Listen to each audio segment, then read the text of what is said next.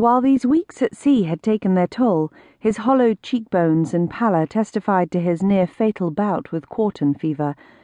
He might be almost invincible in hand-to-hand combat, but he'd not been able to stave off the deadly maladies and miasmas that stalked the Holy Land.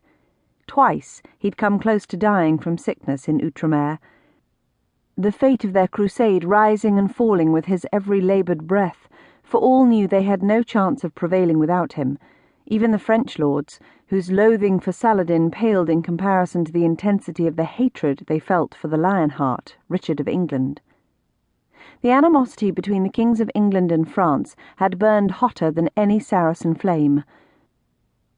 Unable to match Richard's battlefield brilliance or utter fearlessness, Philippe Capet had broken the oath he'd sworn to God and abandoned the crusade after the fall of Acre, returning to France with his honour in tatters and his heart filled with bile.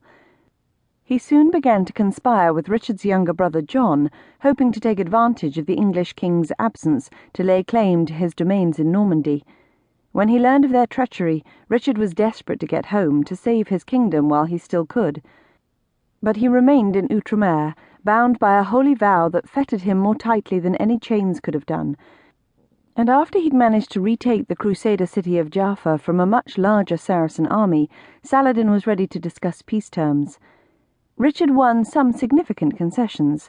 When he arrived in Outremer, the kingdom of Jerusalem had consisted of the city of Tyre and a siege camp at Acre. When he departed 16 months later, the kingdom stretched along the coast from Tyre to Jaffa.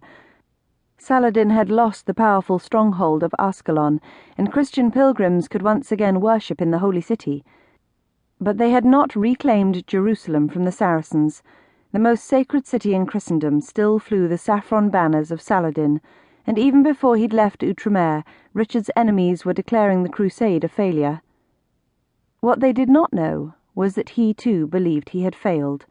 He'd been one of the few to refuse to visit Jerusalem and pray at the Holy Sepulchre, confiding to his queen that he'd not earned that right. He'd promised the new ruler of Jerusalem, his nephew Henri of Champagne, that he would come back as soon as he'd dealt with the unscrupulous French king and his faithless brother. On that October night, as his ship headed out into the open sea and Acre receded into the distance, he whispered a fervent prayer that God would keep Outremer safe until he could return. The ship's master was conducting a shouted dialogue with the lookout in the rigging, translating for the English king's benefit. Turning toward his knights, Richard tersely informed them that a storm was nigh. A muted sound of dismay swept through their ranks, for most men were convinced it took more courage to set foot on the wet, pitching deck of the Holy Rood than it did to ride onto 100 battlefields.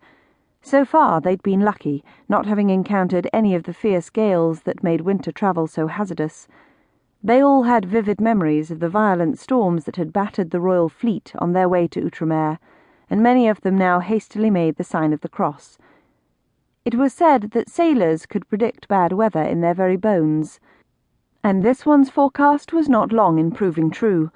The wind began to rise, catching the ship's sails and rippling the dark surface of the sea with frothy white caps. Black clouds gathered along the horizon, and the day's light was soon blotted out. The crewmen scrambled to obey their master's commands. The helmsman hunched over the tiller like a priest at his altar as he struggled to keep the bow headed into the waves. The Bishop of Salisbury and some of the others sought the dubious shelter of their canvas tent.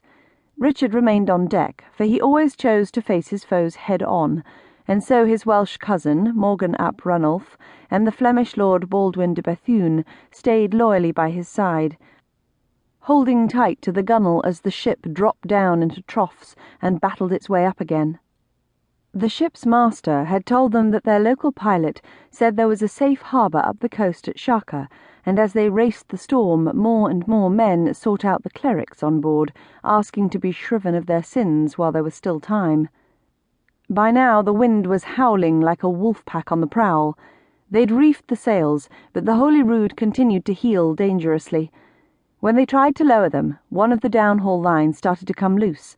With courage that left even Richard dumbfounded, 2 sailors scrambled up into the rigging and somehow managed to reattach it. With both masts bare, their ship was still propelled by the force of the wind on the hull and rigging, but it no longer skimmed the